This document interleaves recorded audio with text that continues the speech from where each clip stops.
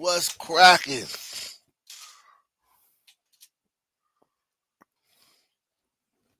Yeah, we're gonna cover DC today, man. What part of DC you from? 45 Revolve.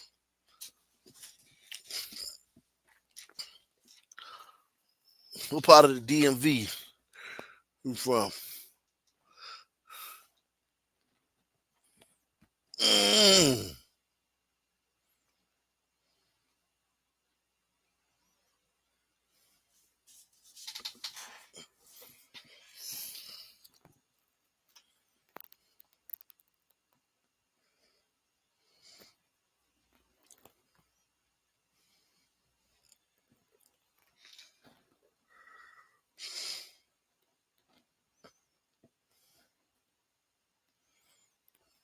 What's cracking?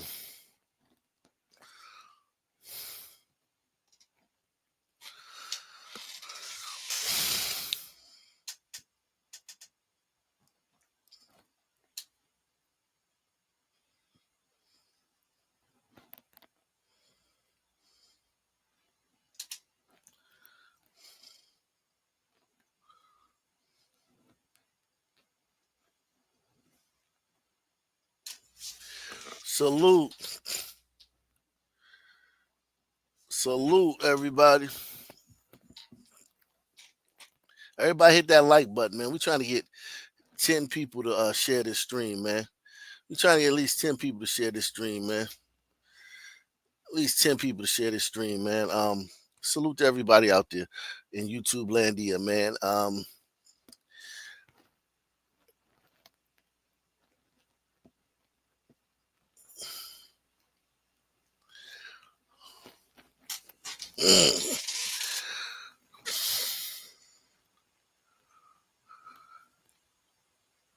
Support the channel.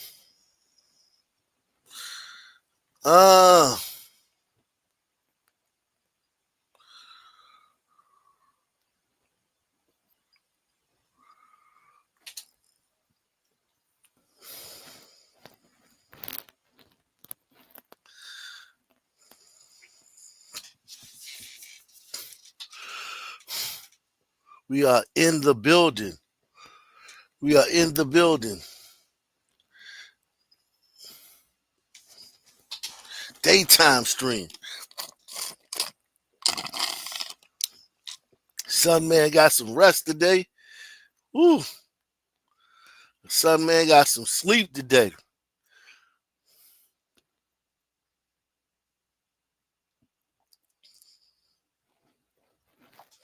A sun man got some sleep today.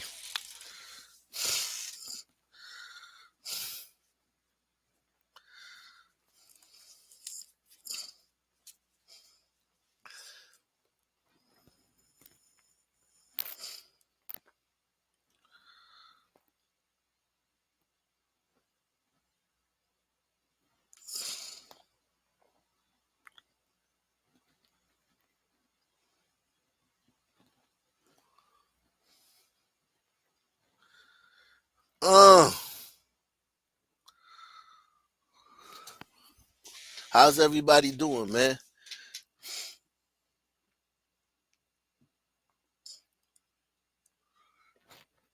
We are in the building. Okay? Live and direct.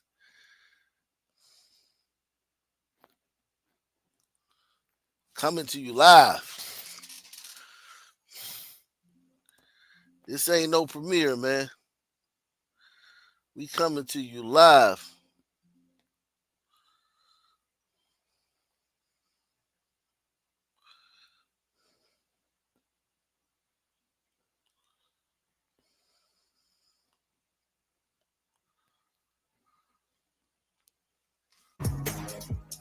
In the wake of Donald Trump's attempted takeover of Washington, D.C., Republican governors have made it clear They're not only happy to support it, they can also lend a hand. 3 Republican-led governors, Patrick Morrisey of West Virginia, Henry McMaster of South Carolina, and Mike DeWine of Ohio have all announced they're going to deploy their state's National Guard troops to D.C. in the coming days, with up to 750 troops expected.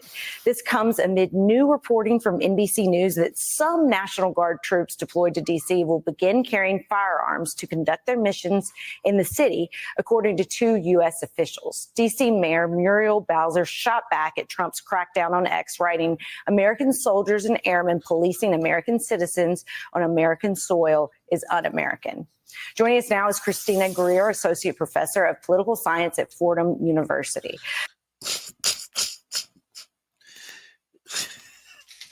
Political science. Uh-oh. So let's start out with, we have some harrowing footage. It is from the Washington Post that was released just an hour ago. And 1, 2, everybody on the panel is of color. You know, a whole of color, a colored panel. The only white person is the host. Everybody else on the panel is of color. You know where this is going. Press 1. You know where this is going.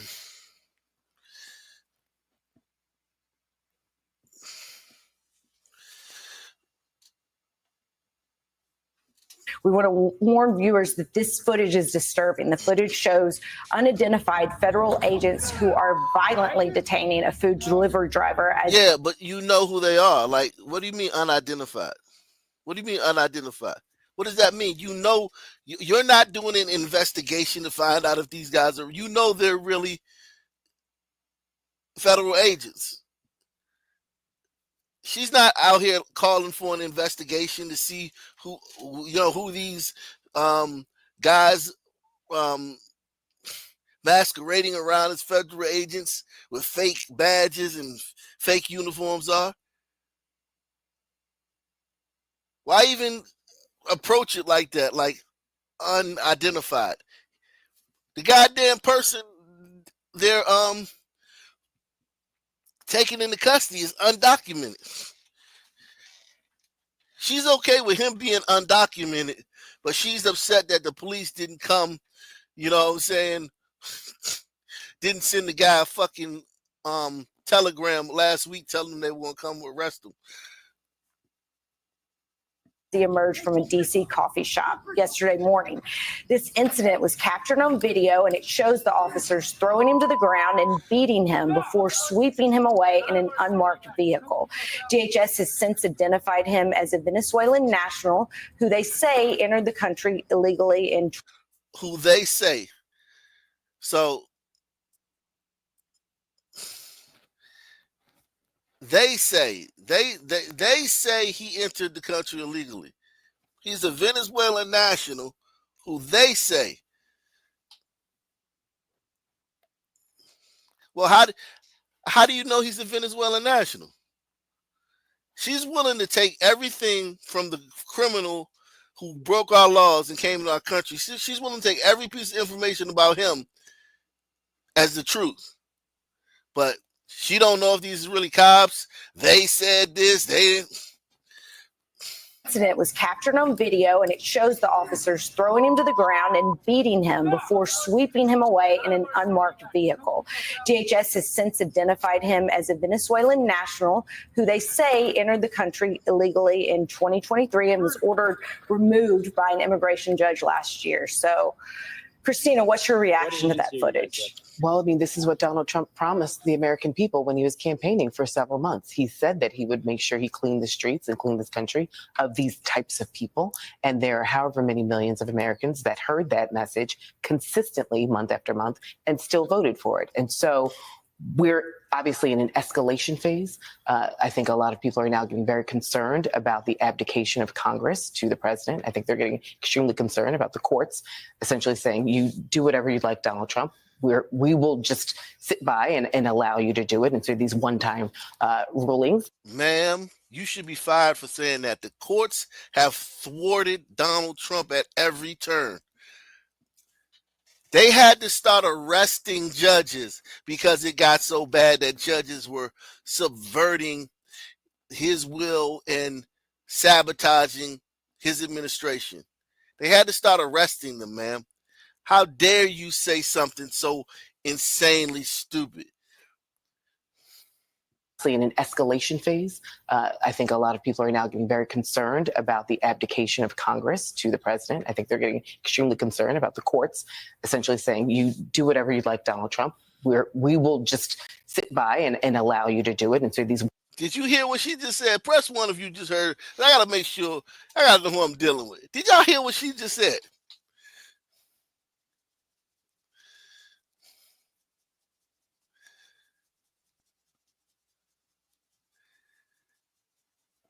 Every judge has literally done the opposite. I'm getting very concerned about the abdication of Congress to the president. I think they're getting extremely concerned about the courts essentially saying, you do whatever you'd like, Donald Trump. We will just sit by and allow you to do it. And so these one-time rulings. And I think that we need to have some hard conversations about local politics and ground up support of making sure that, you know, some of the people who are your low level city council members and state representatives who then become members of Congress or ultimately senators and governors. Actually, we need to start paying attention, make sure we get some of those people out of the pipeline and support other people within the pipeline so that when they're. Damn. Salute to Big Time, man. Big Time says, hey, Ock, you know DC Land? I saw him. I saw him on the news. I got the news story. I saw John Galt. He was interviewed by the right by the big chair right there on Martin Luther King Jr. Avenue. I saw it. We're gonna get to that. I may save that for tonight because I want him to call in. I want him to call in. You know what I'm saying? I want him to call in or join the panel, but I may save that for tonight. But I definitely saw that. He has a video interview with a local newscaster where shootings occurred in 90 minutes. No National Guard in sight. John lives in water. Yeah, I saw that. We're going to get to that tonight. Because I would like to have him on the panel to discuss, because I know he said a lot more than what he was. I know they didn't clip. Knowing John, they did not air everything he said. They probably tried to air little pieces that were palatable. It seemed like they cut and edited what he said. That's what it appeared to me. In the capacity to make these decisions, they make the right ones. Christina, you mentioned something about the fact that the Trump campaign at the time made very clear what their intentions were, and people still supported that. In your estimation, as a political scientist, do you think that the response that we are seeing is more, I didn't believe that this was actually going to happen, or I didn't think it was going to happen the way it's happening? Meaning I didn't know that it was going to be as violent. I didn't know that it was going to be as in my face. I didn't know that it was going to involve. He's fucking dealing with thugs and illegal immigrants, man. And they talk about it. We didn't know it was going to be as violent. Yo, first of all, it's not been violent. Second of all, if it does get violent, he's dealing with fucking thugs and lawbreakers. National Guardsmen doing the job of local police departments. Right. And for some people, the third part is, I didn't think it would involve me, right? Or affect me in any way. I think it's all of the above, because this isn't the first term of Donald Trump. And so we saw the first term, he didn't know much about Washington, D.C. He didn't have many allies. He didn't know, how to turn on the lights realistically. And so what so many Democrats, and Black women in particular specifically, said for the second time around, it's that he was casing the joint the first time. He knows where everything is this time, and he is making promises that he can actually fulfill this time, because he actually does understand now a little bit more about executive orders. He actually does understand a little bit more about Congress and the courts. And there were a few times that there were some Republicans who said, sir, that's a bridge too far. I'm actually not going to do that because it's illegal. And so he's now realized he doesn't even have any of those people in his orbit. He has sycophants who are saying, listen, if you want it, if you like it, I love it, right? And so it doesn't matter if it's legal. And so the law is just a mere suggestion. And so this is what he did promise, and he's figuring out ways to actually enact on it. What do you make of the way that Muriel Bowser has, the mayor in D.C., has navigated all of this? At times, she's pushed. Muriel Bowser tried to listen. This is the thing about it. We want to see if she knows DC politics. Muriel Bowser tried to warn the fucking city council, do not roll back all the laws because George Floyd died. We still need law and order in DC. What happened in Minnesota is nothing to do with us. They ignored her. They actually fought against her, and they rolled back all their laws. Crime exploded, and now where we're at now. She was against all the rollbacks and all the coddling of criminals. You cannot blame Mayor Muriel Bowser for this at all. Back, you just saw that tweet a moment ago calling all this un-American. But in other ways, she's also said that she's willing to collaborate with federal partners. She's been very careful in how she chooses her words at press conferences. Right. And then, of course, people were angry with her for going to Martha's Vineyard for a moment to pick up her daughter. How do you see her role in all this? As so many people, as you just spelled out, they're looking to their local representation to show them the fight. Is she doing enough?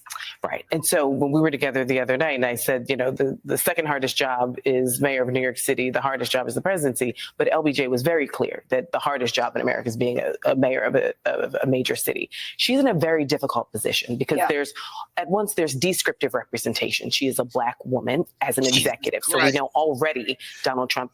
That's insane. All the fucking mayors of all the major cities are Black women.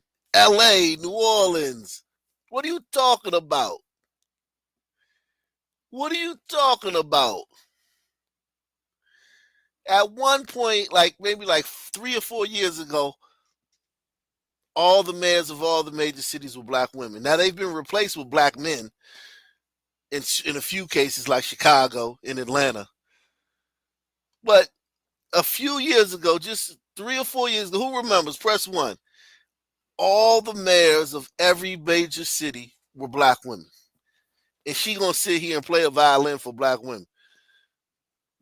I said, the second hardest job is mayor of New York City. The hardest job is the presidency. But LBJ was very clear that the hardest job in America is being a mayor of a major city. She's in a very difficult position because there's descriptive representation. She is a Black woman as an executive. So we know already Donald Trump just sees red, and it makes him very angry whenever he sees leadership that is not white and male, because he does not believe in diversity, equity, or inclusion. He said that.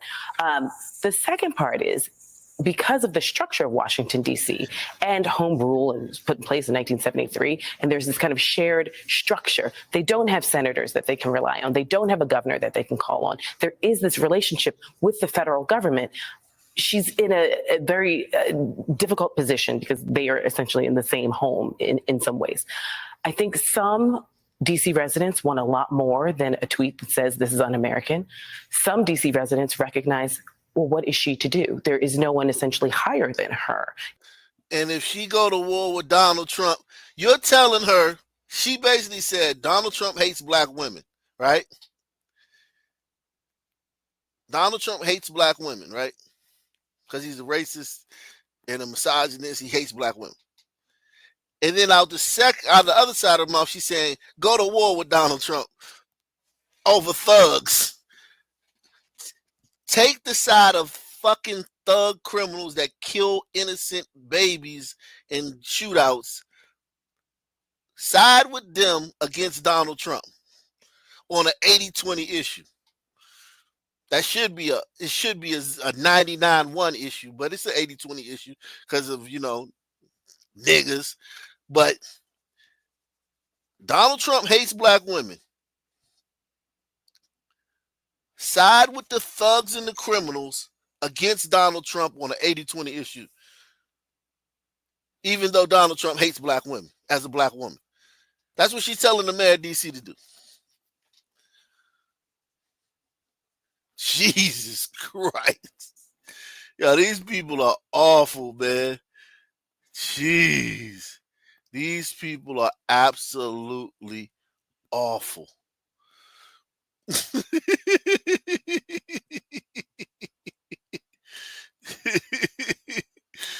I mean, these are the worst people on the planet. They're horrible. When I say awful, I mean awful, awful. We trying to get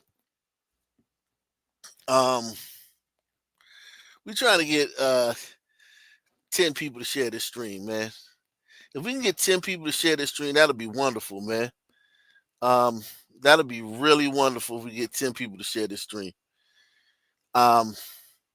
Daytime stream. If we get some people to also sponsor the stream, sponsor the daytime stream, Ock Nation News is made possible by contributions from viewers like you. So we're gonna need you guys to support the channel. This is absolutely insane. This woman is absolutely crazy. She's bonkers. We're gonna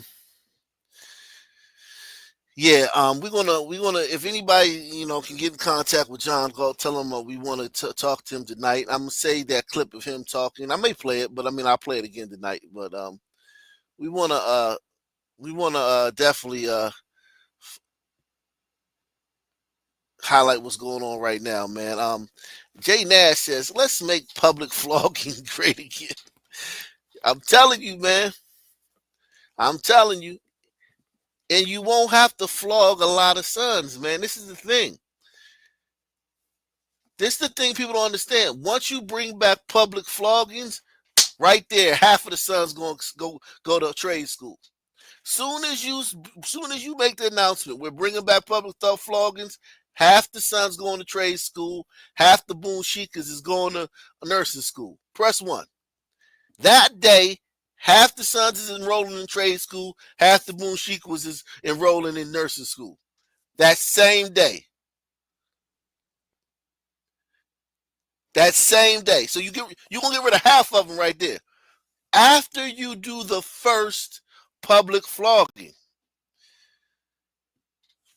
After you do the first public flogging, half of them sons gonna go enroll in HVAC school and apprenticeships and journeymen, plumbing apprenticeships, and half of those Boone Shikas gonna go try to be go apply to be lab techs and dental hygienists. So you're not going to have to do but one flogging. It don't matter. They won't be in the streets. It don't matter if they don't graduate. They won't be in the streets. Okay? So you won't have to do all the... It ain't like you... Put it like this. If you end up having to flog sons every day, all day, then it is what it is. Then the problem's worse then that's what you need to do. But I think that once you make that announcement, we're bringing back public floggings, trade school, nursing school, applications. We've seen a jump in applications to trade school, nursing school. CDL, god damn. 50 sons came in yesterday to sign up for their CDL.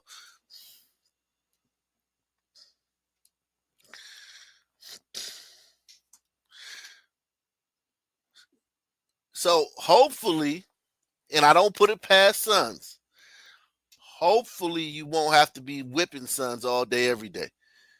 Hopefully it'll be, the most unrepentant, hardcore,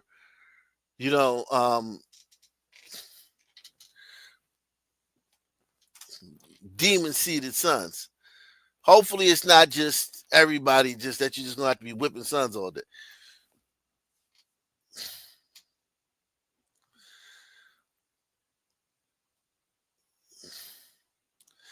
Salute to Jay Nash, man.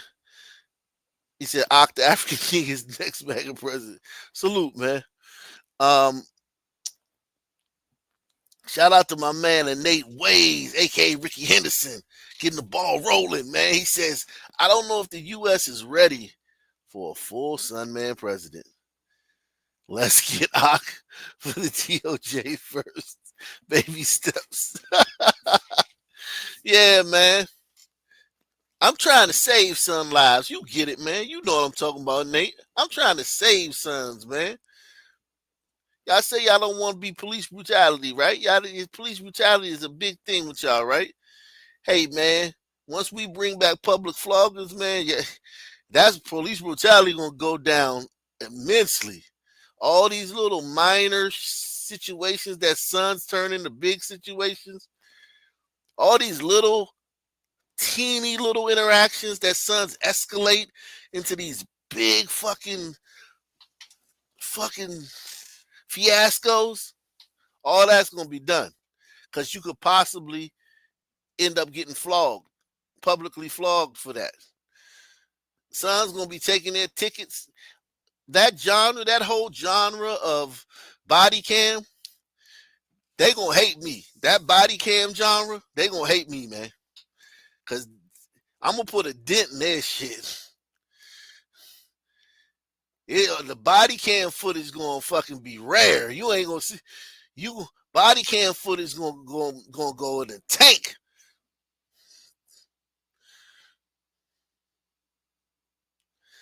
Sons, I ain't turning this little ticket into no public flogging.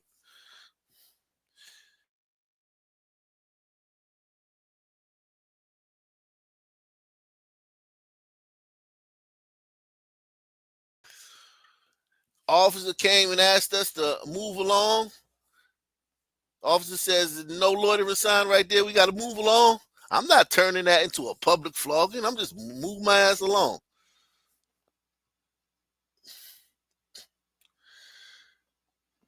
Yeah, all that body cam shit would be done. Because one thing sons are that they have over gliders. Sons are base, shrewd. They're shrewd. They're selfish.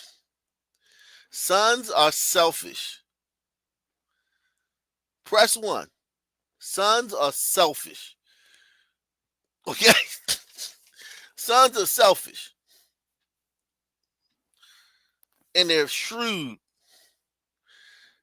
Wait a second. I'm gonna get tied to a post and beat unconscious with a bullwhip. And they're gonna hear my screams in the next county. And everybody gonna have their cell phones out while I'm shitting on myself and pissing on myself and begging for mercy. I think I'll just take this ticket, sir. $25 ticket? Sure, I'll take it.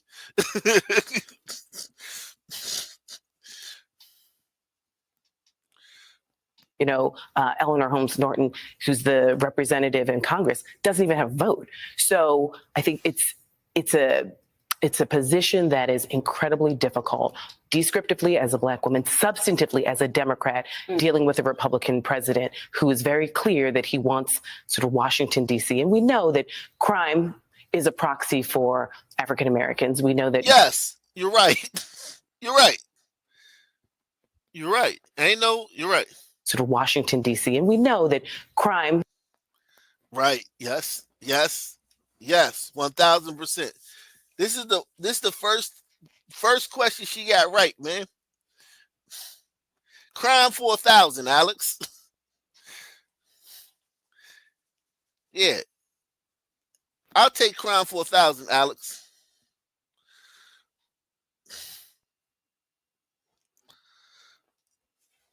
Dealing with a Republican president who is very clear that he wants sort of Washington, D.C. And we know that crime is a proxy for African Americans. We know that Washington, D.C. is a majority Black city. And so he can sort of say all this coded, not coded language when he's talking about cleaning up the streets. And I think everyone in D.C. knows what that is. And so, thinking about growing up as a Black person in young cities, a lot of Black communities are both under-policed and over-policed simultaneously.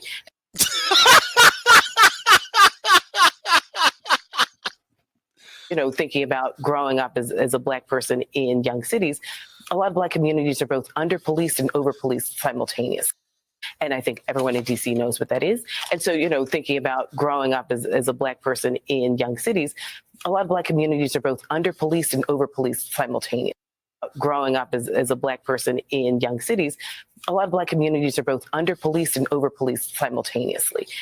Growing up as a Black person in young cities, a lot of Black communities are both under-policed and over-policed simultaneously. And so they do want to have safe streets. Absolutely. It's a major city. It's not devoid of crime, but they don't want hyper over-policing where they're afraid to actually walk down the street. And when you've got 700. Actually, ma'am, now the only people that are afraid to walk down the street are the people that had everyone else afraid to walk down the streets.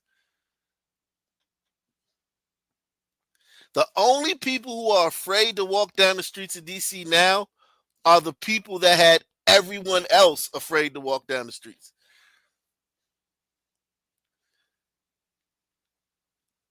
These type of Black people, thank God that Black people don't have no power, man.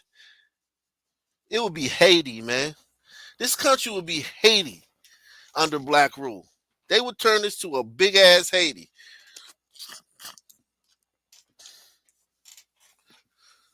I want to live with the white people, man.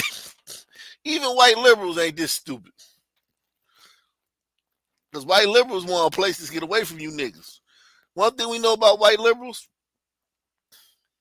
they'll keep your shit fucked up, but they still gonna have a little place for them to go hide at. Little schools for their kids to go to school at. Little parks for their kids to go play at. If niggas ran it, it wouldn't be nothing but just Haiti everywhere.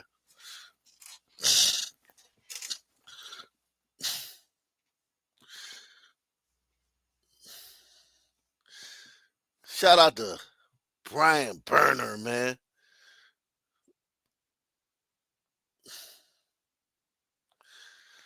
New people who come in who don't know Washington, D.C. They don't know the culture of Washington, D.C. They don't even know the streets of Washington, D.C. That puts a lot of families much more on edge because they wonder what their children are going to feel. Always an important conversation, particularly when you're highlighting the differences and nuances of how race, gender, and everything else, individual culture, plays into everything that's unfolding, not only in D.C., but potentially in cities that are also being targeted by Donald Trump in this way. Dr. Christina Greer, thank you for being with us. She was awful. She was awful. They gonna tell her she did a great job too. They gonna literally tell her she did a great job, and she was awful. Jeez.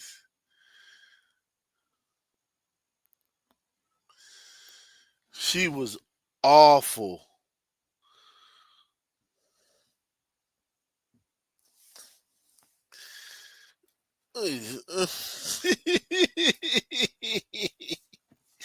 God damn, she was awful, man.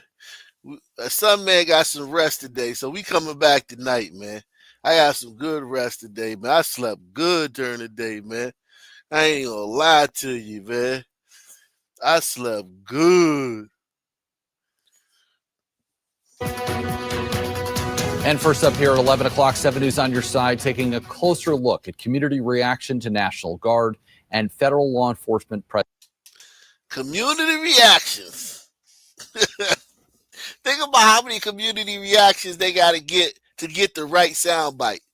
They got to interview like 100 people because everybody like, yeah, it's great.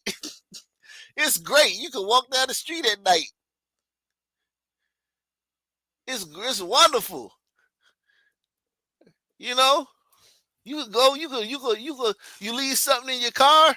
You can go out to your car at night and fumble through the glove compartment.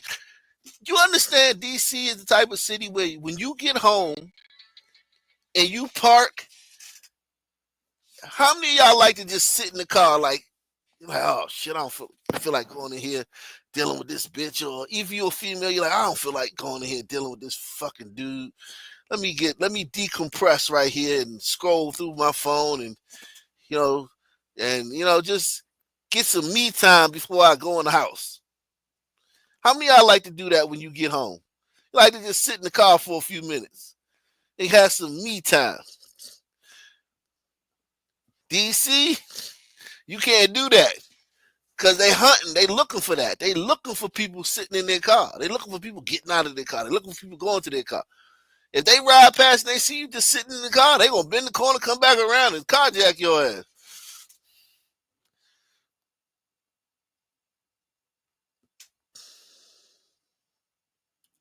And it didn't used to be like this. I'll tell you, I'll be honest. It wasn't like this before George Floyd. It was bad, but that type of stuff wasn't that bad. The carjacking wasn't that bad. It was bad. It was hell, but it wasn't. That type of crime ramped up after George Floyd. To National Guard and federal law enforcement presence in D.C. one weekend. Good evening. I'm Josh Chapins. The patrols have resulted in more than 300 arrests so far. Our Christian Flores is speaking with residents across the district tonight. Here at Union Station, National Guard troops are standing by. A White House official says they're here for crime deterrence. And over the past 10 days, with the federal troops being first deployed, we've been going around the city talking with residents, asking them how they feel about this presence, with more than 1,500 National Guard troops set to be here. As National Guard troops and police officers have stationed at Union Station, some D.C. residents are asking why this is necessary. Because I think D.C. MPD was doing a great job. I think it's a heavy-handed presence. However, take a drive to parts of the city plagued by violent crime. There's a lot of stuff going on in this community that could benefit from increased policing. And you will find residents and community leaders pining for more patrol, like in the Fairlawn community in Southeast D.C., where we have reported on shell casings being left behind. Did you hear that? Listen to what he said. Listen to what he said closely. Take a drive to parts of the city plagued by violent Union Station. Some D.C. residents are asking why this is necessary. Because I think D.C. MPD was doing. So this is a block from. This is what 2 blocks from the Capitol. This is not residential. This is mostly government buildings down here. White liberals, D.C. government, big ass parks. There's no neighborhoods around here, even though it's a lot of transient Sun people that hang around Union Station because it's a major hub, Amtrak and Metro and all that stuff. But this is not a black neighborhood. This is not a neighborhood at all. This is cafes, restaurants, like I said, Amtrak, big parks, office buildings, government buildings. A lot of things associated with the Capitol are down here. Listen to what she says. Listen to what they say. Have stationed at Union Station. Some D.C. residents are asking why this is necessary. Because I think D.C. MPD was doing a great job.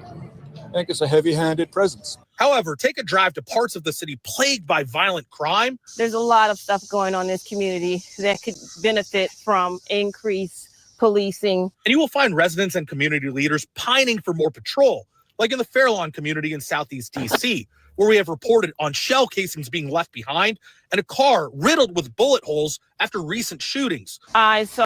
And Fairlawn is not a bad neighborhood. Fairlawn is where is like the jewel of Southeast, right? It's like where the rich black people who didn't move out to PG County, the rich people, the well-to-do blacks in Southeast who didn't want to move to PG County, they moved here. The houses here are very nice. This is a very nice neighborhood in Southeast DC. But it's a black neighborhood. It's a majority black neighborhood. If this was a majority white neighborhood, it would be one of the best neighborhoods in the country. If this was the way the houses look, the way the architecture set up, the way the houses are spaced, the way the roads are made, this would be one of the best neighborhoods in the entire country. But because middle-class blacks live there, you get this. I think it's a heavy-handed presence. However, take a drive to parts of the city plagued by violent crime. There's a lot of stuff going on in this community that could benefit from increased policing. And you will find residents and community leaders pining for more patrol, like in the Fairlawn community in Southeast DC, where we have reported on shell casings being left behind and a car riddled with bullet holes after recent shootings. I saw MPD accompanied with ATF today, and they retrieved the firearm. This video capturing arrests and officers seizing a handgun. Thank you. Yeah, I appreciate you. A White House official says officers have made 308 arrests and confiscated 53 firearms since this operation began 10 days ago. Shout out to Pinky Brown, man. Pinky Brown in the building. My man, Young Phenom says, boy, we're like a riddle wrapped in an enigma that can't be solved. Wrapped in a nigga. We a riddle wrapped in a nigga. We're under policed and over policed simultaneously.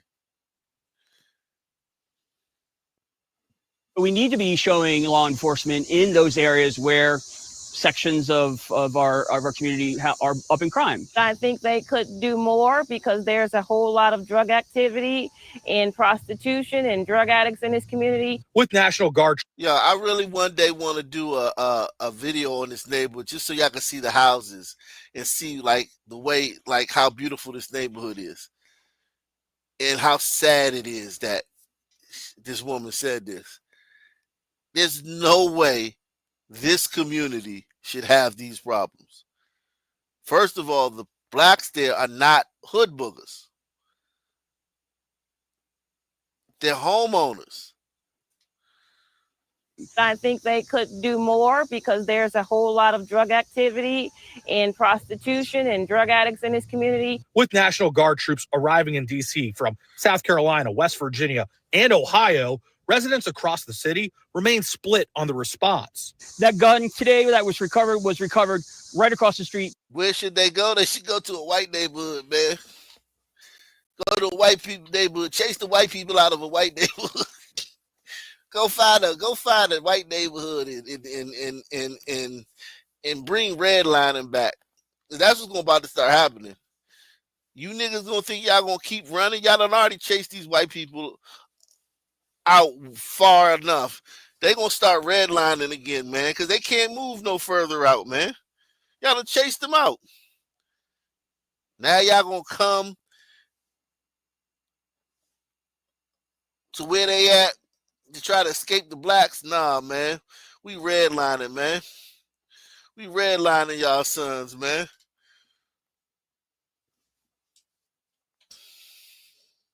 Right in front of the same elementary school. This 2200 block of Minnesota Avenue, we have to clean it up. Yeah, you have young people who rob CVS's, and yeah, you have young people who will go and take down a 7-Eleven. But the answer isn't pouring the National Guard in here. The answer is programs that raise kids up. I'm not 7-Eleven. But the answer is who will go and take down a 7-Eleven. You have young people who will go and take down a 7-Eleven. But the answer isn't pouring the National Guard in here. The answer is programs that raise kids up. Young people who rob CVS's, and yeah, you have young people who will go and take down a 7-Eleven. But the answer isn't pouring the National Guard in here. The answer is programs that raise kids up. I'm not seeing enough in this community to really say that it's deterring anything. You can't come once every 3-4 days and think that that's going to make an impact. Christian Flores, 7 News. Residents of Washington, D.C. and the surrounding region are still adapting to life under federal control after the president seized authority over the city's police force and deployed the National Guard. Nearly 400 people have been arrested in the capital since the takeover last week. And today, Mississippi and Louisiana joined a number of other Republican-led states in sending hundreds more troops to the nation's capital.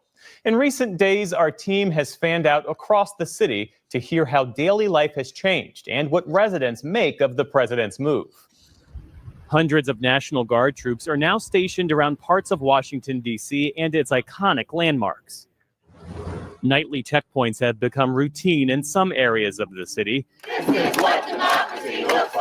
as have protests against the increased security presence. This protest is too tame. You can tell it ain't no niggas there. It's too tame. It's too muted.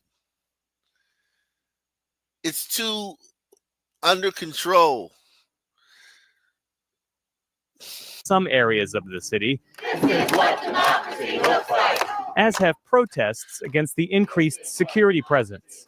We don't have the sort of crime problem that President Trump is describing. People do feel safe. Several D.C. residents, like retired George Washington University professor Jeff Levy, joined a recent protest in front of the Metropolitan Police headquarters. What the rest of the country needs to understand is while they have more legal basis for doing it in D.C., this is their goal across the country. Protect D.C. This Alexandria, Virginia native who asked us not to use her name also joined the demonstrations. They're trying to make it less and less safe and make you more and more scared. So I hope people will just stand up and let their voices be heard, because most people do not want this. Lorena and Josiah Bowie just arrived in Washington, D.C. from Florida as Josiah prepares to begin college at American University. From what I've seen so far, DC has been one of the safest places I've been. There is not one hint of some sort of crime epidemic. One of the first stops for the mother and son was the National Mall, where National Guard troops were on patrol, even stopping for photos with tourists. The National Guard is walking by. So these are the first officers that we do see. I was expecting them to be all over the place, and I guess little by little they are coming through everywhere. To me, it's extremely sad because this is not what this country was founded on. Although the president declared a crime emergency in Washington earlier this year, the Justice Department reported that violent crime in D.C. had hit a 30-year low. And many residents went about life as usual over the weekend, including Jeff Menzer, who we met at a local farmer's market. I generally feel safe. I go out at night. Fortunately, You know what this is? This is Tacoma. This is Tacoma. He lives in Tacoma. It's on the border of Prince George's County in D.C. And it's on the border of Montgomery County in D.C., right? So it's right at the tip of D.C. Tacoma. He lives in Tacoma, D.C. It's probably one of the best neighborhoods east of 16th Street. A bunch of crunchy white liberals. You see they have a farmer's market. It's a very, very nice neighborhood. The Suns, even the Suns there, although they're bad, they're not as bad as the Suns. I lived in Tacoma before I moved to Pennsylvania. The Suns there are not as bad as the rest of the city. Okay? Now, after 2020, they got really bad. Really, really bad. You know what I'm saying? After 2020, after George Floyd. But all Suns everywhere. But before that, they were bad, but they just not, they weren't like all the other neighborhoods in D.C. They were, because it's a lot of homeowners, black homeowners there. They got really bad after Floyd. This guy does not represent, he does not live a normal D.C. life.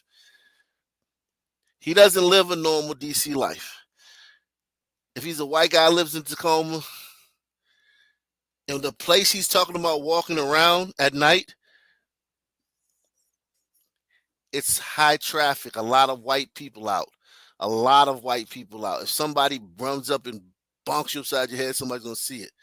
There's police there there's Prince George's County Police, there's Montgomery County Police, and there's DC Police all in this little area because it's where it is. So he doesn't live a normal DC life for a white person, for a buppy, for a yuppie. The normal yuppie from Petworth or Columbia Heights, they have a completely different existence than this guy. And many residents went about life as usual over the weekend, including Jeff Menzer, who we met at a local farmer's market. I generally feel safe. I go out at night. Fortunately, I do live in a neighborhood that is relatively safe. It actually has an ongoing police presence because it's on Capitol Hill, but random crimes do happen. But a major reason... Oh, so he's in Eastern Market. Okay, so this is Eastern Market. My bad. It looked like Columbia Heights. I mean, it looked like Tacoma. This is Eastern Market. Okay, yeah, this is Eastern Market. Well, Eastern Market, shit. Yeah, I guess if you stay, okay, here Eastern Market. It's funny how when you see a clean area in DC without a lot of trash, it all starts to look the same.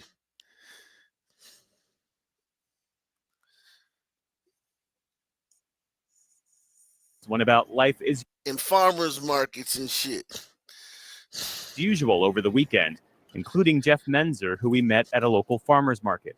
I generally feel safe. I go out at night. Fortunately, I do live in a neighborhood that is relatively safe. It actually has an ongoing police presence because it's on Capitol Hill, but random crimes do happen. But a major reason cited by the Trump administration for placing the city under federal control was to target juvenile crime in the nation's capital.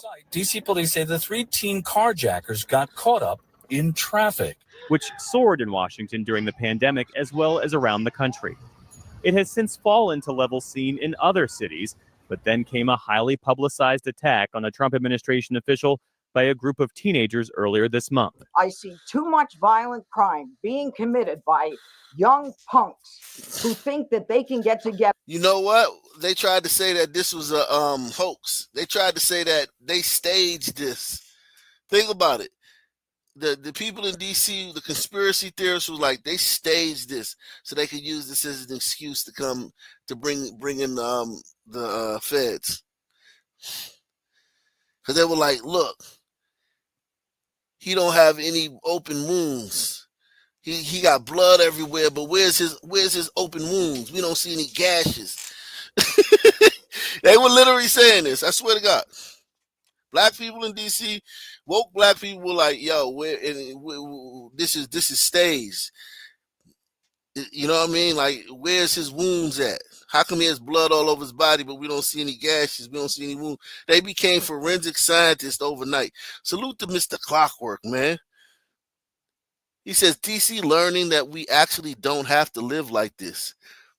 Hit the like and share to expand Ox reach, fellas. Yeah, salute, man. Share this video. We're looking for 10 people to share this video. Shout out to Mr. Clockwork. 10 people to share this video online, man. We're looking for 10. Salute to my man, Deluxe 247, aka Cal Ripken, aka the real MVP, coming through once again. Once again.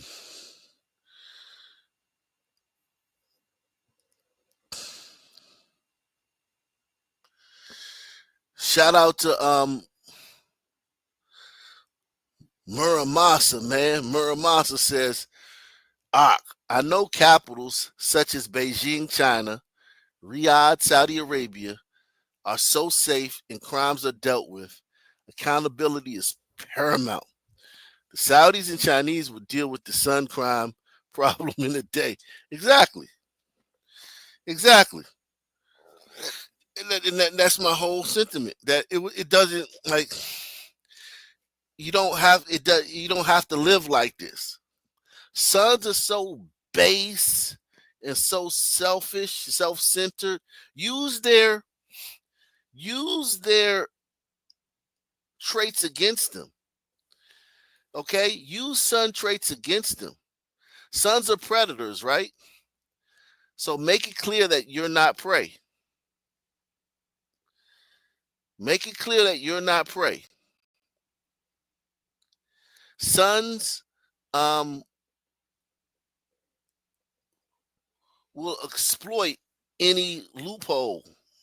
They will take advantage of they take kindness for weakness. Sons just naturally see kindness as weakness. It just is what it is, right? It's the law of the jungle. It's we should, being on the savannah, a son man should associate kindness with weakness, because if you're kind, people will take advantage of you. Press 1. So sons are not doing anything wrong by associating kindness with weakness.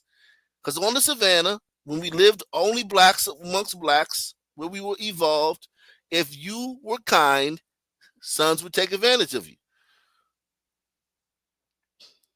So there's nothing wrong with sons taking kindness for weakness. We evolved to be that way from living around each other. But now we're in America. So you have to be hard. You got to be hard, man. You got to be hard. You got to be like think about it like this, right?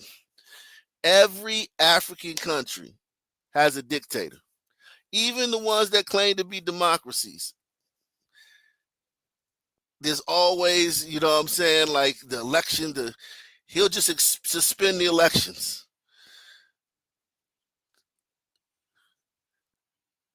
The African democratically president will just suspend elections. Now, we ain't have no elections right now.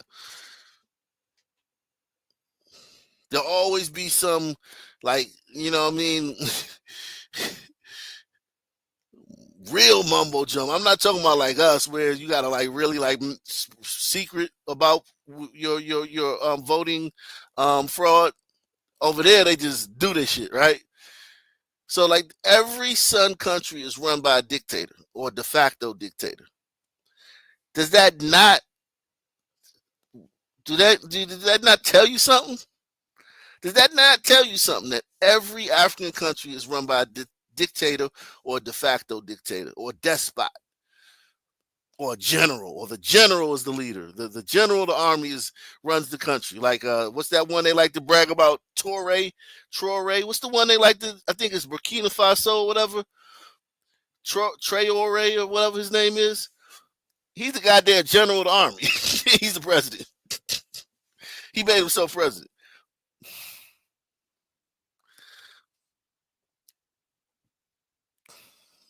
Don't you see that?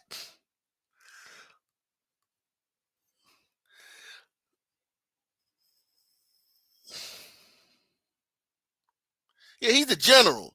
That dude, he ain't no politician. He just was like, you know what? Fuck this shit. I'm actually the most powerful person in the country. I got the fucking whole army behind me. I'll be the president now. That's literally what he said. Why am I listening to this guy?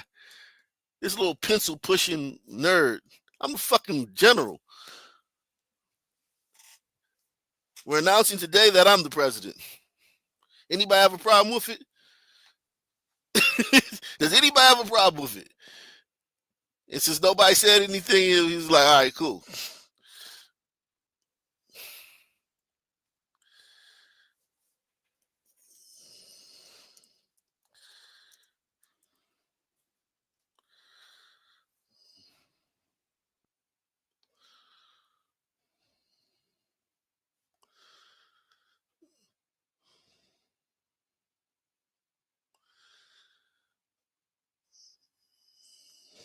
Yeah, this guy right here.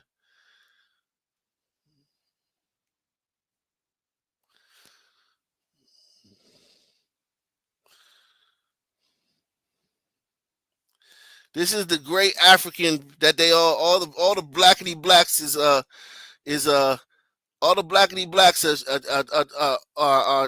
this is their new favorite African right now. God damn. Hold on.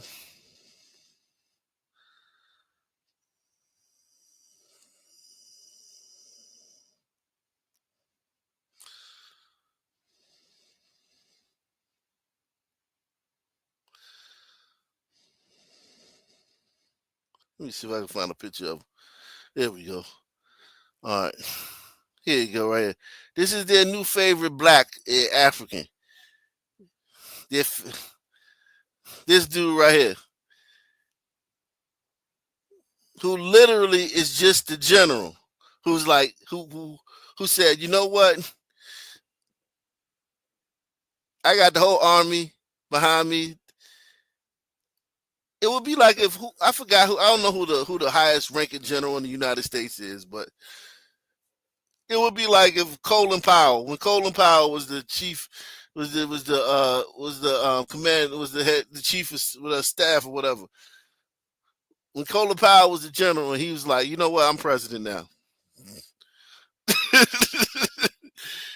And blacks love this guy. Blacks love this guy. Like, oh, he's great, man.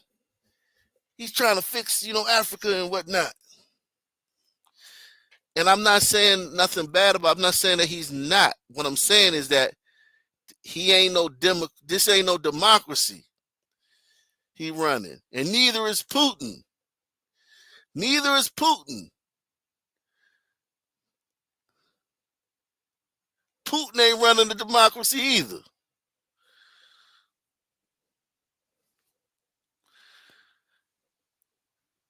That shit don't work with niggas.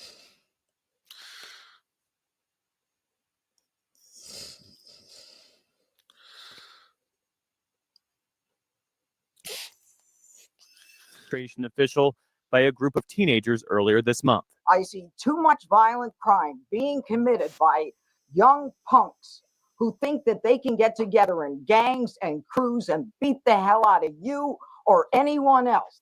Shajib Udallah and his wife own this convenience store at Heckinger Mall in Northeast DC. I've been to this spot, this mall. I can't even count how many times I've been to this mall. Heckinger Mall. 1 million times, maybe.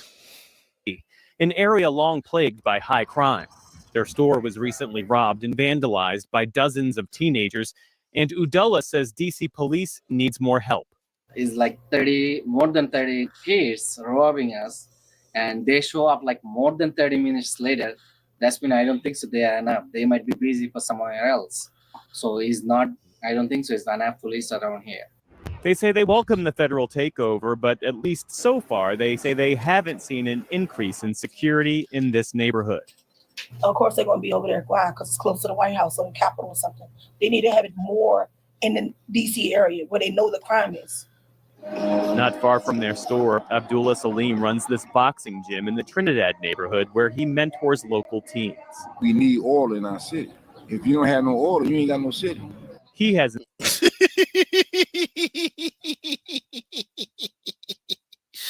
Abdullah Salim runs this I've been to this neighborhood 1,000 times. Boxing gym in the Trinidad neighborhood where he mentors local teens.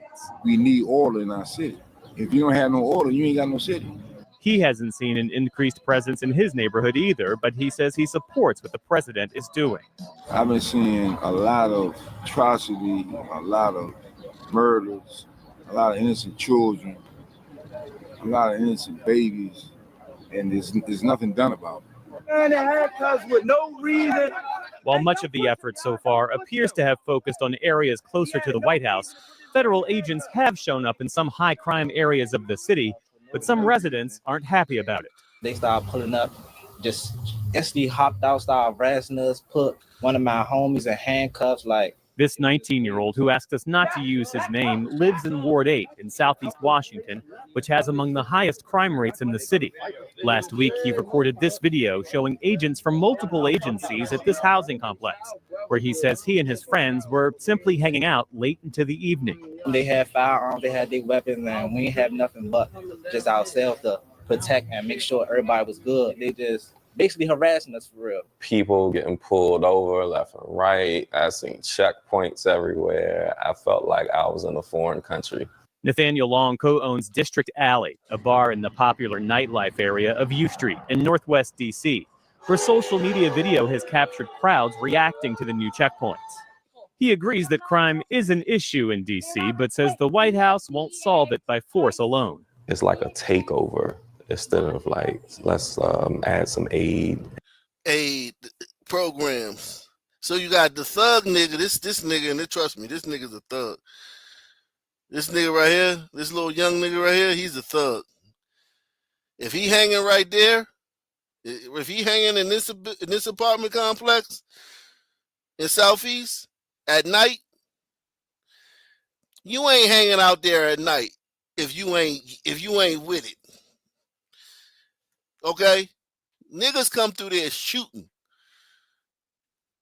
Half the dudes around there are real deal bout it. He hanging around there at night, he ain't no fucking angel. And this dude right here, product of public schools, he probably used to be in the streets, turned his life around, and now he got a fucking business and shit. I felt like I was in a foreign country. Nathaniel Long co-owns District Alley, a bar in the popular nightlife area of U Street in Northwest D.C., where social media video has captured crowds reacting to the new checkpoints. He agrees that crime is an issue. Thank you, Big Time. Yeah, we want to have John Galt on tonight, man. Shout out to Big Time, man. Salute for that. Tar Heel View Transport says those liberals unsee shit that applies to them and turn up when you fight back against them. And those fucking white liberals, man. Every guy that I showed you in this video, right? So let's look at every guy. Let's look at this brother right here, right? Him. Dressed the way he is now, if he's walking down the street and a white liberal's coming down the street and he's walking up the street and there's nobody else on the street, that white liberal's heart is pounding a little bit. Like, how is this going to go? I hope we can just walk past each other and nothing happen. This one right here, that white liberal's heart is like a fucking African drum, like a fucking Uzi, just pumping if he walking down the street with this guy at night. Now this old guy right here, he probably just gonna ask me for some change or something like that. He probably just gonna ask me for some change. I ain't gotta worry about him. He an older guy. But he don't know this motherfucking box. Motherfucking box, knock your ass out. So they need to stop, man. They need to stop acting like they don't feel uncomfortable around just regular blacks, man. They need to stop acting like that. And I ain't talking about Bryant Gumbel and shit like that. I'm talking about just regular DC blacks. They don't feel comfortable. Because anytime somebody can start arguing, like a black person is this close from, like, you in a restaurant from like starting an argument with the hostess, or you in a store with a black person. The black person is 1 second away from arguing over some price or some shit with the cashier and making a big scene. And white people, they don't do that shit. They call the manager. They'll be like, "I'd like to see your manager."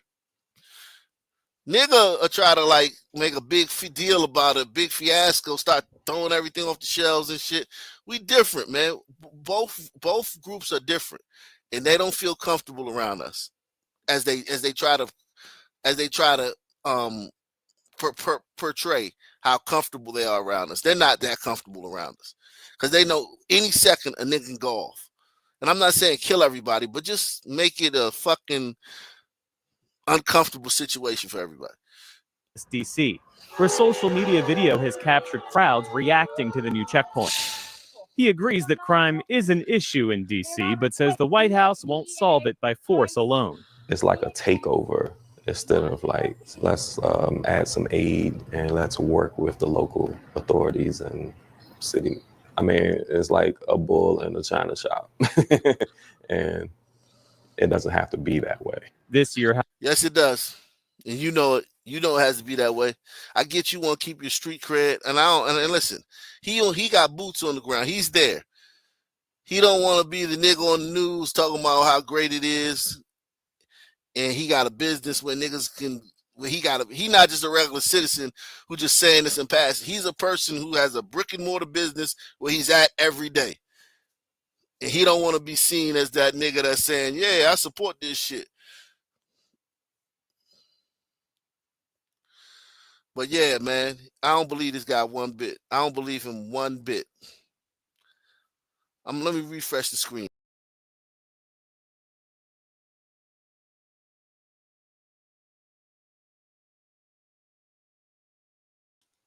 I don't believe that guy one bit. Shout out to Marble 5 on Twitter, man. Reposting the stream. We trying to get 10 people to repost this stream, man. 10 people to repost this stream.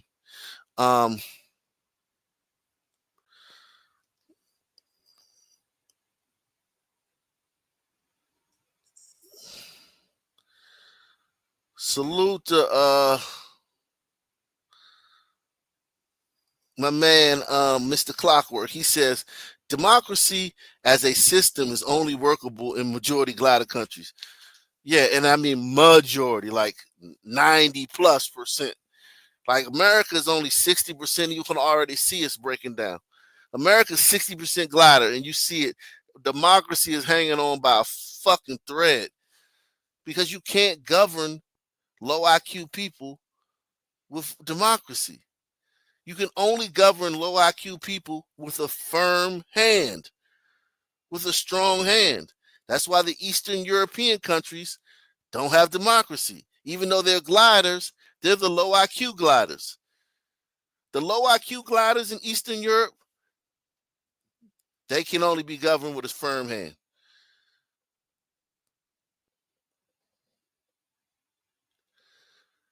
The really low IQ gliders in Iran and Turkey, in the Middle East, they can only be governed with a firm hand.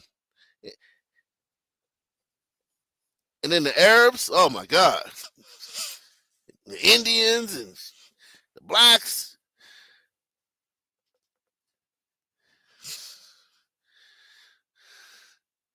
It says gliders evolve with values and norms that allow popular consensus to build high trust. That's the main thing, high trust. High trust. High trust. You don't have to lock your front door. You don't have to lock your car at night. You know what I mean? You don't have to nail everything down that you want. Everything you want around sons, you have to nail it down.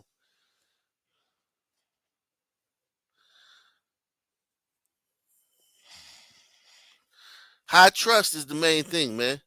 Gliders, even if they're mean to each other, like the gliders on my block and the gliders in my city, they don't all like each other. They don't all have positive interactions with each other all the time. But when they have a negative interaction with each other, they can argue with each other without killing each other. Sons, when I see two sons arguing, I know that both of them are thinking about killing each other.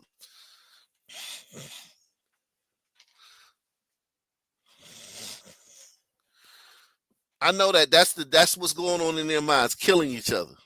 And when you see them fight, you can tell. You can tell by the way they fight. Like even if nobody has a weapon, you can tell by the way they fight, they want to kill each other. Gliders, if that one glider knocks down the other glider, and the other glider's incapacitated, fight's over.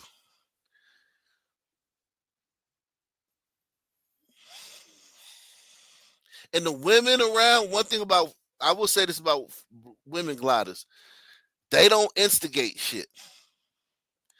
Black women instigate fights between their males. Glider women as awful as glider women are, and they're awful,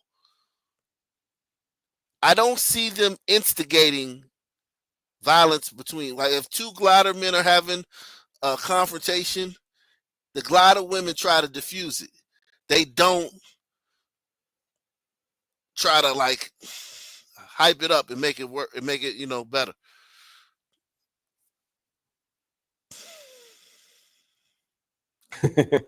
And it doesn't have to be that way. This year, House Republicans have withheld more than $1 billion of D.C.'s budget, while the White House has also made cuts, including to police, security, and the courts. That's added to many residents' skepticism about President Trump's plans for D.C. They told us they was coming every day, so that's basically what I'm expecting for them to come every day. Problem is the threat is always going to be there. This administration, this president has a pretty short attention span that they will have to move on to something else. And perhaps they'll release the Epstein files. We've gone through many dark times before, and I think this is just another dark time. Look here, Gunga Din. You go to American University. Like, you're not a DC resident. If you go to American University and you stay on the campus, you have no clue what DC's like. Gunga Din. Salute to Scooby Drew. He says, I can catch your shows live when you air early. Thank you. Yeah, man. How many daytime shows have I done this month? I've done at least 4 or 5, man. And I'm going to continue to try to keep doing daytime shows, man, because I do know there's a segment of the audience that can't stay up till, 11, 12, 1, 2, 3 o'clock in the morning. I know that. And, and that's why I'm doing these, because, yeah, listen, I be tired. I be falling asleep. Shit. So I know it's a lot of people that can't stay up that late, man. What's going on, Wicked? What's your thoughts, man?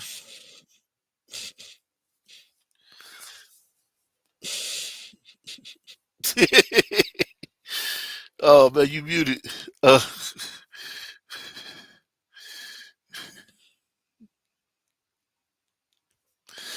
Yeah, man. All right. Let me move on. And I do believe that it's up to us as, citizens to stay active and to not give up or give in. The emergency authority gives the president power over the city's police force for 30 days, but he's already said he wants that extended.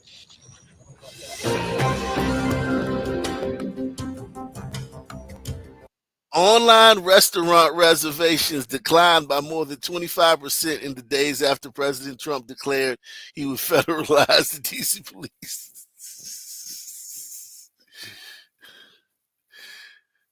Oh, man. So they try to say, listen, it should have went up, because now you can go out, you can actually walk to the restaurant. Mariel, thank you for breaking that down for us. And new today, the State Department has revoked over 6,000 student visas since the start of President Trump's second term. The State Department says visas were revoked for overstays and violating the law. Most of that was for assault, DUI, burglary, and support for terrorism. Now, this focus on foreign students has caused some to reconsider coming to the United States for college. Great. Awesome. Then it's working. We don't need any foreigners over here. You motherfuckers don't know how to drive. You motherfuckers don't even know how to take a shit. Yo, when I was at Home Depot, man, I promise you, man, and this is way before all this shit, right? Oh, I forgot to bring them up. My bad. This is way before this is way before this. This is 2007 to 2015, right? I'm working at Home Depot.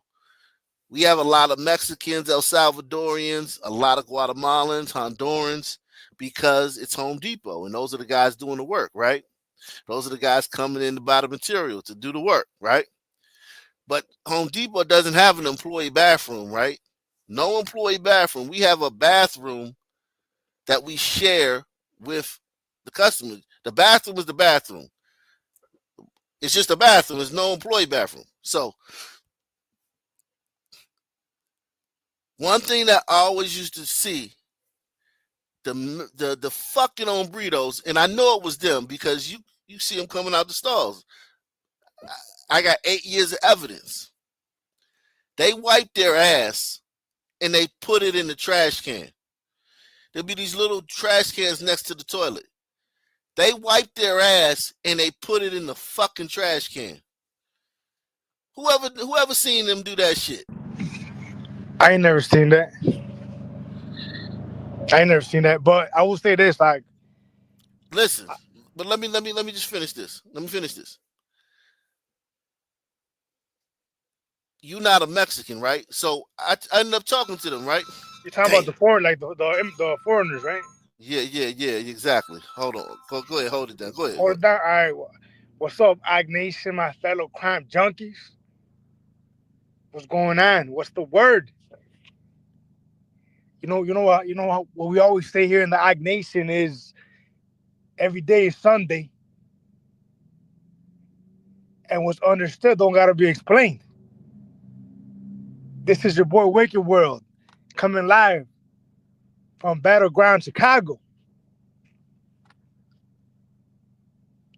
Halfway through the day, the summit ain't get me yet. Thank the Lord. Praise Jesus. Hallelujah. Amen. But anybody that don't like the shit that Wicked World got to say about the truth, hit the link, man. Hoteps, calling all FBAs, hit the fucking link and let me know. Let me know where we got it wrong. My bad. Continue on. Yeah, I didn't hear what you said, but go ahead. Here's the thing, though. Wicked. So you know me, Black Columbo, right? So I ask questions, man. I'm like, yo, like, why do y'all do that? Why do y'all throw the ass paper, the shit paper? You mute yourself because your whatever your car is kind of loud. I said, why do y'all throw the shit paper in the fucking toilet, right? They told me in Mexico, the pipes are very weak. The pipes get clogged up very easily. So in Mexico and in Central American countries, you don't throw the shit paper in the toilet because the pipes are not made to be able to flush it. Oh yeah. That's true. We do that. We don't put toilet paper down the toilet. We throw it in the garbage can. Did y'all hear how quickly he changed course? Press one if you see how quickly he reversed his course. No, but let me flip the script quick. No, wait. Let me say this to you. Let me say this to you. Let me make one thing clear to you, right? I would 10 times out of 10 rather shit in an alley than shit in a bathroom in Blackistan. Facts, bro. Yeah, I got you. That is true. But I will say this though, like that shit right there is a cultural difference. Like I'm not used to going in the fucking bathroom and seeing shitty ass paper in the bathroom, in the trash can next to the bathroom. Yeah, see, I don't do that in a public bathroom or down the toilet in a public space. But in the crib, yeah, we throw it in the garbage can. But in public spaces at Home Depot, they throw it in the trash can. That's crazy. Wow. Americans. And it's off-putting. It's like it make people be like, yo, people that don't know that's the reason why y'all do that, and y'all doing it out of habit, because that's the way y'all do the country. Everybody don't got time to care about all that. All they is like, these niggas is nasty. You feel me? You know when I was young, right? I dated a Puerto Rican chick, and she said that. That's when I first heard that not everybody do that. You know? Wow. I was like, wait, y'all don't do that?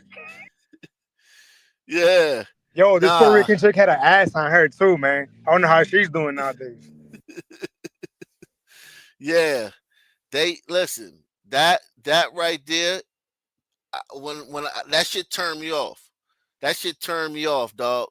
I ain't even gonna lie, that shit turned me off because I was raised for what 35 years before I actually saw that. 30 years, well, not 35, about 30 years before I saw that for the first time. Because that was the first time I'd seen that. I'd never seen that before. And then to see it like every day, it was like, yo. And then to not know why it was happening for a long time, because it was a long time before I figured See, out I why it don't was even know happening. that's why we do it. I didn't even know that till today. I Yeah, just the thought that's what pipes. people did. No, the pipes in Mexico can't handle it. So they don't put it in the pipes because it clogs up the pipes. So then maybe the reason that at least I do it, I guess, is because my aunts and uncles, my parents, whenever I would go to their houses, they would have, Yeah. If you're a maybe because they buy that Mexican, from over there, exactly. If you're a Mexican, yeah, it's kind of like how dudes in jail, right? They come home and they still take showers in their drawers. I know plenty of dudes that was like, yo, it took me a while to stop taking a shower in my drawers. right. Because it's like you so used to being in jail, you know what I'm saying? So it's like Yeah. it's a habit. Man, it could be worse, man. We could be like the Patel sitting in the street, right? Oh, that's coming. They're coming. You know, they're coming. They're coming like crazy. The Patels. They are here. There's Yeah, they are, hotels where, man.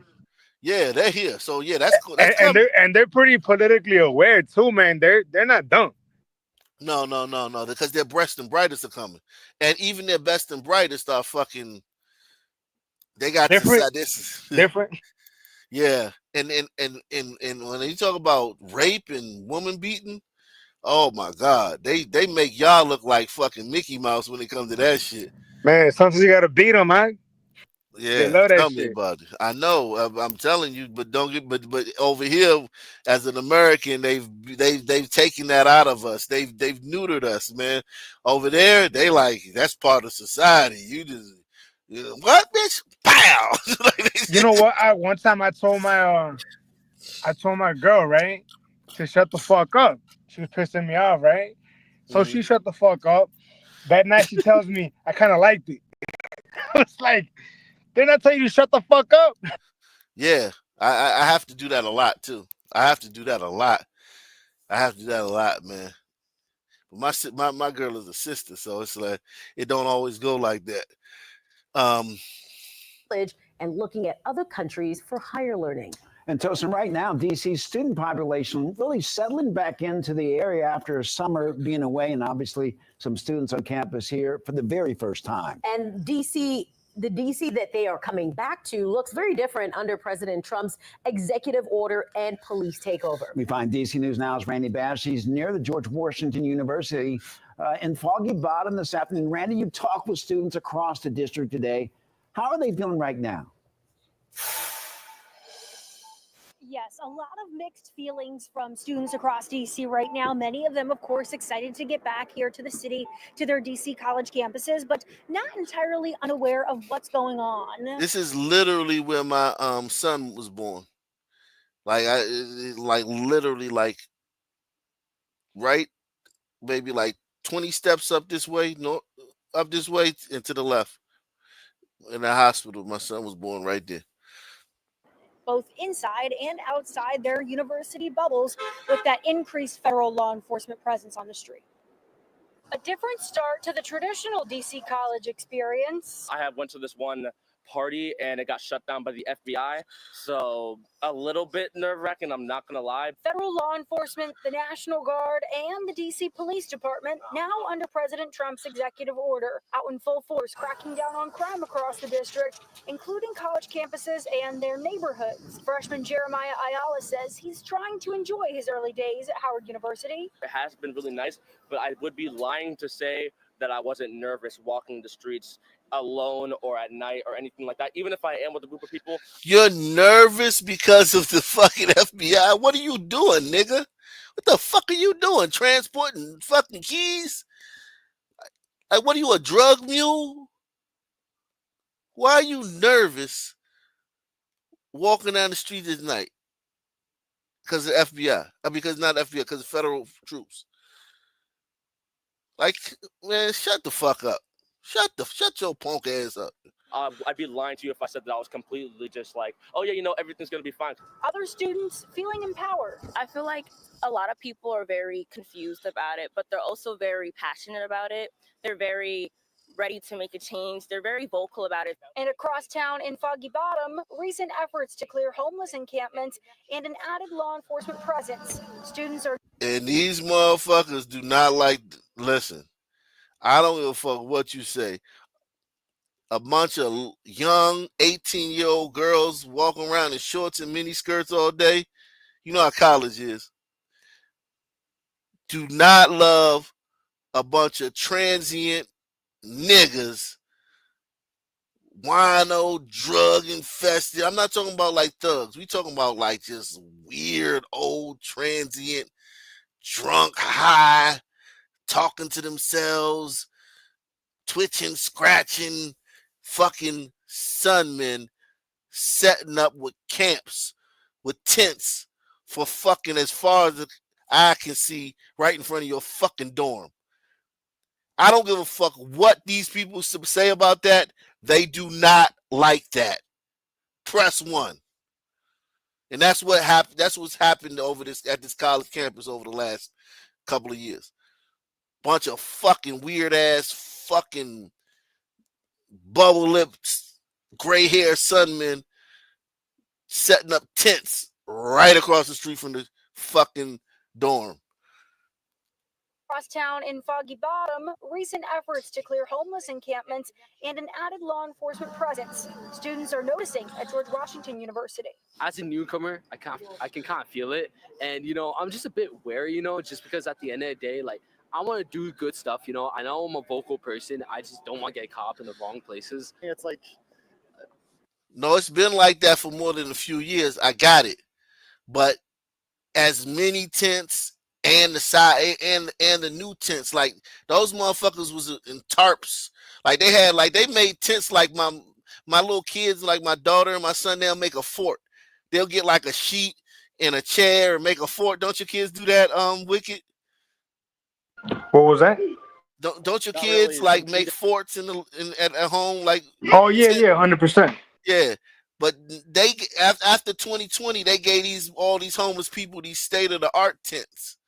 They gave them the tents that the fucking goddamn Bear Grylls use and shit. The tents that the motherfucking, you know what I'm saying, Mr. Beast used when he doing his fucking shit. They gave every fucking degenerate in the city one of those tents. So now they just emboldened. Right. Put that in your pipe and smoke it. Efforts to clear homeless encampments and an added law enforcement presence. Students are noticing at George Washington University. As a newcomer, I can kind of feel it, and I'm just a bit wary, just because at the end of the day, like, I want to do good stuff, I know I'm a vocal person. I just don't want to get caught up in the wrong places. It's like not really impeding daily life, at least for me at this point. Now, the National Guard says it is planning to patrol metro stations here in the district, about 10 of them. That includes this one right here, the Foggy Bottom GW station. In Northwest, I'm Randy Bass, DC News. Yo, did you cover any stories in Chicago recently? Nah, what's going on in Chicago? Buckle up, Jag.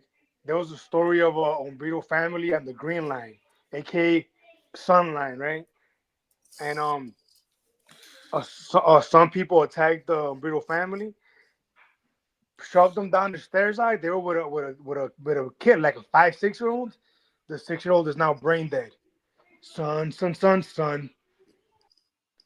That's right? enough to make. Here, listen. That's enough to make. Yeah, that's enough to make you hate. Like, I'm not talking about the Umbritos that it happened to. That's enough to make. If I'm an Umbrito and I hear about that, that's enough to make me hate niggas. Yeah, man. Did you do one about the Umbrito? Hold on, I'm looking for it now. I don't see what's it. What's your Chicago Green Line? Maybe it'll come up under the Green Line. But you know how the news be with the brothers. They be trying to put all the crime on the brothers. Here you go, right here. Chicago police are still investigating this and haven't identified the 2 men involved in the attack that led up to all of this. A 9-year-old boy declared brain dead. Both of his parents talked to me over the phone, but they didn't want to go on camera. A big smile and a peace sign. 9-year-old Elijah Flores loved singing and dancing, a big Michael Jackson fan who loved going to school. You see him here in Lake. He's a Michael Jackson fan, man. God damn. Which one? The white Michael Jackson or black Michael Jackson? But yeah, Michael Jackson man. would have loved him. I'm telling you. I'm telling you. Flores loved singing and dancing, a big Michael Jackson fan who loved going to school. You see him here in Lake Michigan, a favorite place of his according to his parents, who told me on the phone Elijah loved superheroes and now he'll be a superhero for other children as an organ donor. He was with a family friend here at the Clinton L stop in the West Loop on Sunday, August 10th. Police say 2 men got into a fight with the 22-year-old family friend and hit him in the back of the head. Falling down the stairs here, 9-year-old Elijah fell too. He hit his head and was seriously injured. Rushed to Lurie Children's. His family says the fall caused life-threatening brain trauma, and he was just declared brain dead. The 2 men ran away, and police are still looking for them. His family's raising money on GoFundMe to pay for his medical expenses and funeral plans, telling me on the phone they're in direct contact with police and hope they find the men behind this. Again, Chicago police are still investigating. The CTA didn't have anything to share with me today, and no photos are being shared publicly of the men police are looking for. Reporting outside the Clinton L stop in the West Loop, I'm Tara Molina, CBS News. Jeez. Yeah. Right. Hey, Yakub, do me a favor and suck my dick. My bad, Chief. Yo, you heard about the one with the breeder, Chief? Hold on. I gotta process that right quick, man. Shout out to Raul Rodriguez, man. Jesus Christ, man. Ray Wall says, I hope they bring back public hangings as well. Some of these sons can't be saved. I used to think Gladys just hated us because of our skin colors. Jesus Christ, man. Oh shit, man. It's definitely not your skin color. It's the melanin, right? Yeah, no, it's not that, man. Whew. Man, the fact that we've been able to like perpetuate that fraud for so long is actually amazing, man. If you really think about it, like I look for the one in Chicago and Bridgeport with Don Breeder. Look what the brothers did to the y'all 2-0 on us right now. Really? It was ugly what they did to this young lady, bro. Jeez.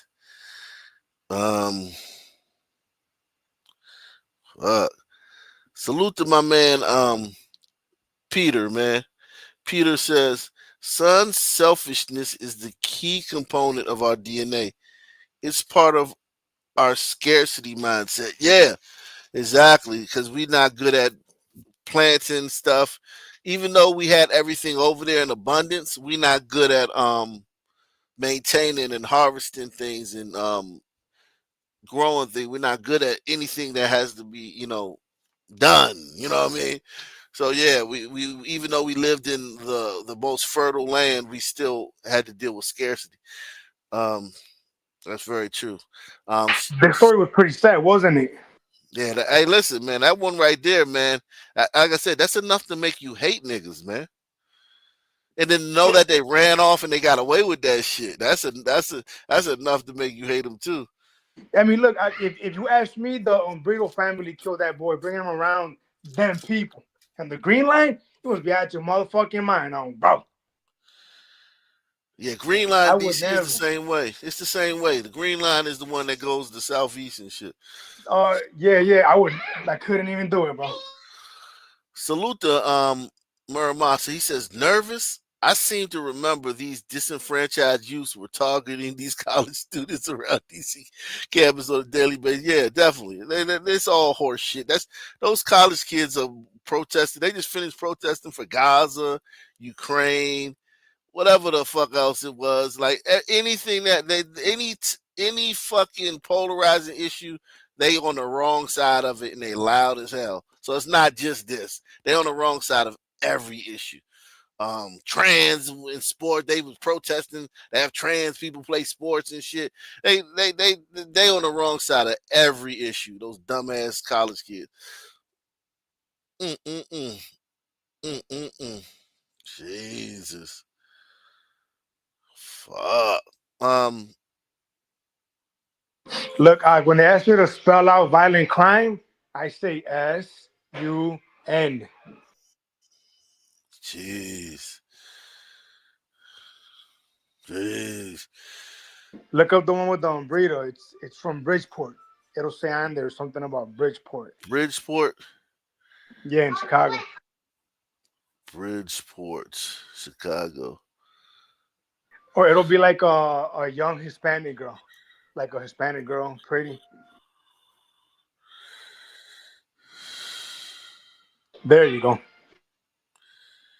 Police are looking for the gunman who shot and killed a woman during an attempted robbery in Bridgeport over the weekend. 31-year-old Gabriela Ochoa was gunned down, the second disturbing crime this month near a popular park. I think we did this, but how do you know she's it was a son that did this? Well, you got me there. Maybe I'm just using an uneducated guess, but you got me there. Was it the neighborhood? Is it because of the neighborhood, or like what was it? You said what? Is it because of the neighborhood, or like why is you? Oh no, that's a glider tiger neighborhood. Really? Oh yeah, it's a son. He was hunting. He was hunting. Yeah, he was hunting. From the south side. Yeah, he was hunting. A woman is dead after an attempted robbery in Bridgeport over the weekend. The shooting happened near Palmisano Park, the same park where a 14-year-old boy was shot last weekend. The attack on 31-year-old Gabriela Ochoa happened near Peoria and 27th Street just before 9 Saturday night. Police say Ochoa was outside when a suspect in a dark-colored sedan shot her. The gunman was riding with a group of people who were trying to take the victim's belongings. Ochoa was shot in the chest, taken to Stroger Hospital, where she was pronounced dead. A neighbor who didn't want to be on camera told us his Ring camera captured the woman screaming. Another neighbor says her sister was walking her dog when she saw gunfire and ran the other direction. She was with another, I believe it was a family member, but I think that there were also passerbys that came to her aid very quickly. So I really want to commend those neighbors who were. Oh, it is a white neighborhood. Yeah, you know what? Fun fact about Bridgeport, right? Long story short, Bridgeport is notorious for back in the day being a strict glider neighborhood where the gliders were racist. If you were stepped in Bridgeport, they were beating your ass. How times have changed, right? Now Bridgeport has become a tiger neighborhood. Wow. Or it's becoming. Salute you know how the Suns be with the Tigers. Yeah, exactly. Fertile hunting grounds. Salute to Gary Reeve, man. He says, exile these hyenas to Siberia or Yemen. Jeez, killed that Spanish girl. Damn. Wow. Just erasing, snuffed out 2 hombres, man. Like a mudslide, right? Yeah. Just came and went. Yeah, man. Jeez. Man, come on, let's be real, man. Them didn't do nothing. They ain't do not a thing. The police have released surveillance footage today of a suspect wanted for assaulting and robbing a teenager in Dilworth Park. It happened on a Saturday evening earlier this month, just the latest random attack in Center City that has people on edge. Action News reporter Walter Perez live for us now in Dilworth Park with the details. Walter. That's right, Sarah. Authorities say they're not sure if a handful of attacks in this part of the city might be connected, but they still want you to check out surveillance images of the crime scenes with the hope of getting the people involved off the streets. Central detectives are hoping you will recognize the man in these surveillance images in connection with an attack near City Hall. That's a very good picture, man. There's no excuse. That's That's a good picture. That's a great picture. So you would recognize him if you saw him once passing by on the train? No, if I knew him, I'm talking about if I knew him. I don't care if I knew him 20 years ago, I'd be like, oh, that's so-and-so. On August 9th, investigators say a 17-year-old was in Dilworth Plaza at about 6:30 that evening when a man knocked him to the ground and stole his cell phone. Tonight, authorities are looking into the possibility that this attack might be linked to other similar recent attacks in or near Center City, two of which unfolded this past Friday night. In one case, a woman was clubbed in the head with a bottle by a man who ended up taking her necklace at 20th and South Streets. Earlier that night, two women were approached by two men at 20th and Pine. One man brandished a meat cleaver, demanding money. One of the women then reportedly threw her phone at the assailants. The women then fled, and no one was injured. Today, we asked people who live or work in Center City if they feel safe walking around Philadelphia. Some said, not really. Everywhere in the city, people are shooting everywhere, stabbing. I'm scared to go outside. I'm scared to catch the bus. Others say they do not feel Trump gonna bring in the feds to Philadelphia. Oh man, it's safe. Why he doing that, man? His crime is as low as it's been in 30 years. Same woman.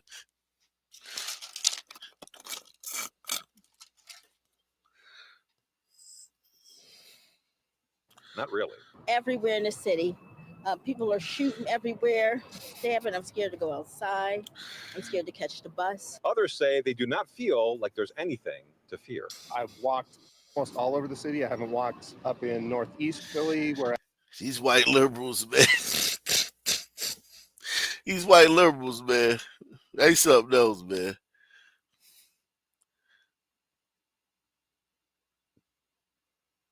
almost all over the city. I haven't walked up in Northeast Philly where I understand it's really rough. Some parts of West Philly, right? But I feel really safe.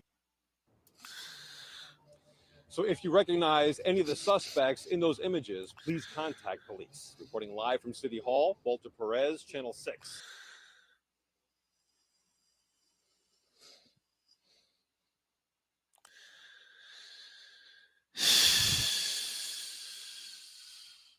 Man.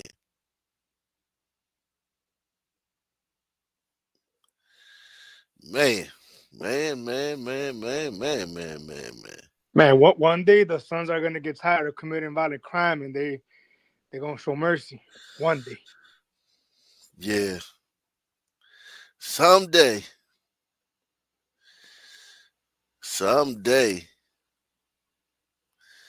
One sweet day. Ain't that what Boys the Men, Mariah Carey, One Sweet Day? Yeah. And then we're gonna have to hang our heads and call it a day. Or talk about, we could talk about something. We could talk about Beatles. We'll focus on Beatles next. Erie County DA Michael Cain says he supports reforms to raise the age legislation. The DA says just this weekend, a group of teens stole a car in Amherst that resulted in a high-speed chase. Context clues. You may have seen videos like this on social media, in Facebook neighborhood groups across the region. These are attempted car break-ins in Amherst. While these perpetrators were unsuccessful, one Amherst resident, Rick Schmidt, says this is a daily occurrence in his neighborhood. It's a midday problem. Go on our Facebook page. Midday, middle of the day. Like, God damn, yo, that's hell, man. That's hell. Doing this shit in the middle of the day. We used to do this, man. I'm not even gonna lie. This was something that, I did, man. Like, I've probably gone and let's just say pulled the handle on 8,000 cars in my life. Like, we used to do that, just walk around at night. You know what I'm saying? Like, that was a very common thing. That's just, when you walking around, like, you just being a badass and shit, just being a fucking tard head and shit. And I probably went in maybe a couple hundred cars, because it's DC. People don't keep their car doors locked. You know what I'm saying? I mean, keep their cars unlocked. People lock their cars most of the time, so you very rarely get a car that's unlocked. But we used to pull the handle on every car down the whole street. But we're walking around at like 2 o'clock in the morning, 1 o'clock in the morning, 12 o'clock. This is not like 5 o'clock in the afternoon. No way. Hell no, we're not doing it then. We're doing it when there's nobody out. And yeah. The fact that they doing that shit during the day just means that, like, yo, y'all laws are too. They're asking you to change the laws. They're begging. They're like, look, man, we need more. You know what I'm saying? Like, we need more discipline, man. They begging for discipline, man. They begging for it.